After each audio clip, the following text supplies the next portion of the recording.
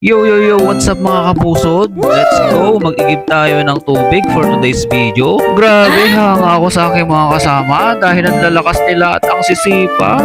Walang kapaguran. Nabisi kasi ang aking brother at wala siyang time para paandarin ang aming generator. Kaya naman ay nagmano-mano kaming nag-igib ng tubig. Nandito pala kami sa USA, United States of Abra. At nagtakip nga ng mukha ang aming isang kasama dahil nahiya daw siya at baka mag-viral.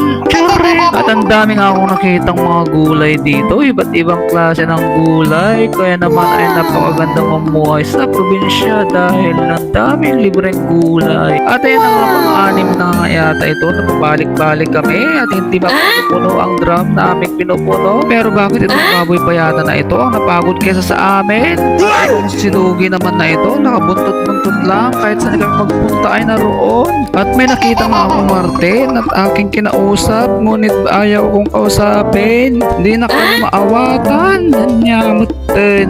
Ilocano kano isunag at di nakmut nga maawatan na Tagalog ti bagbagak. Charing. At pagkatapos nga namin mag-igib mga kaibigan ay nanguha kami ng gulay na halaman ng kapitbahay nang walang paalam. At dito naman nagtatapos ang aking making vlog dahil pauwi na kami. So maraming salamat guys for watching. Ingat kayo palagi and see you in my next vlog. Bye!